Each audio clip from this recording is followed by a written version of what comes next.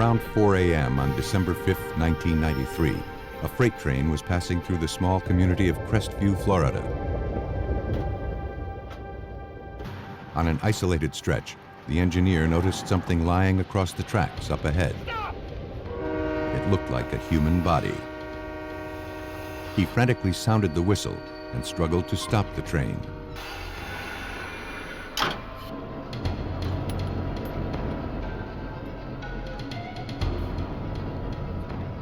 Underneath the 120-ton train, he discovered the lifeless body of a woman.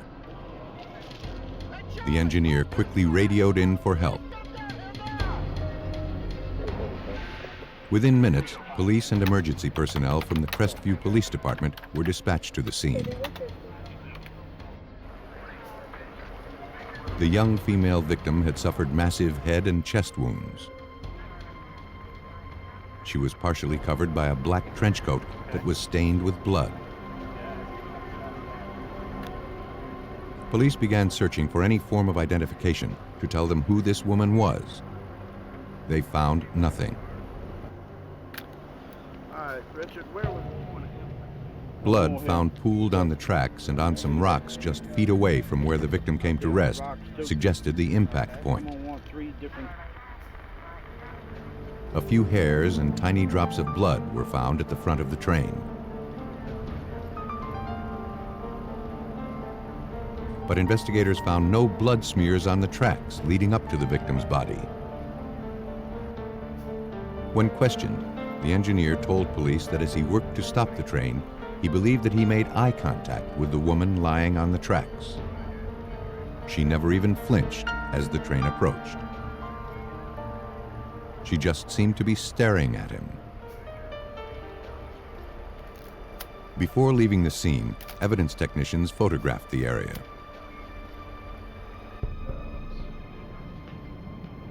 At autopsy, the medical examiner determined the cause of death to be severe trauma to the unidentified victim's head and chest. She had suffered multiple skull fractures and a broken rib. To the medical examiner, all of the injuries were consistent with having been caused by the train. With no obvious signs of foul play noted during autopsy, investigators began looking for other explanations behind the tragedy. For Chief Maxie Barrow, there seemed to be only one. We were thinking that it could possibly be a suicide. It could be somebody who was depressed and laid down on the railroad track and let a train run over them. To confirm their suspicions, investigators first had to identify the young woman.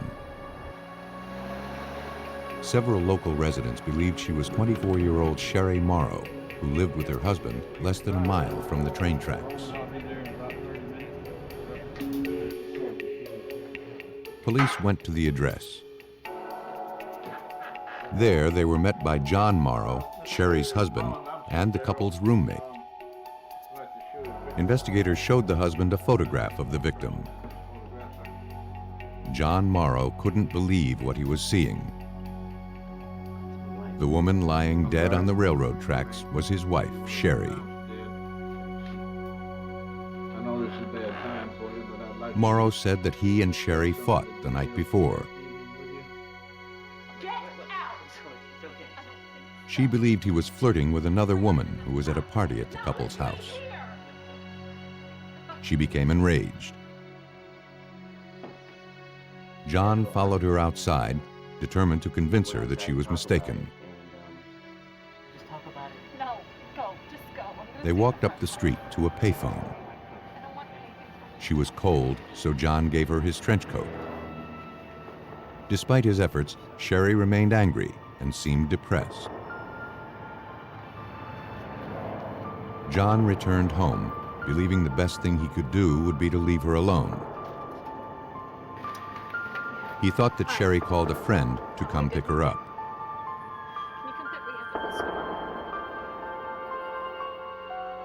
John never imagined that she would take her own life. The couple's roommate corroborated John's story. Came back around 12:15. The husband's account, in addition to the autopsy finding, left investigators with no reason to doubt the suicide theory. The investigation into Sherry Morrow's death was ready to be closed.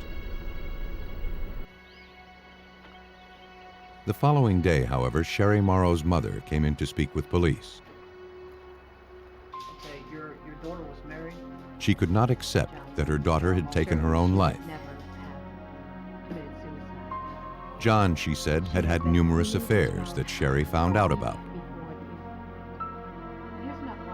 As a result, Sherry had decided to end the turbulent marriage.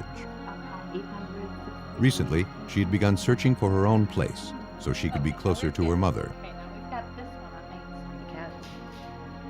And though Sherry was upset to learn of her husband's infidelities, her mother was certain that she would never have killed herself. In fact, Sherry was prepared for a costly divorce, which John desperately wanted to avoid. It's not unusual for the family of a suicide victim to determine that, or to say that they didn't commit suicide. But in the case of this victim, her mother was pretty convincing to me that that this victim didn't do that and wouldn't have done that. Despite their new suspicions, investigators found no evidence suggesting that Sherry Morrow had met with foul play.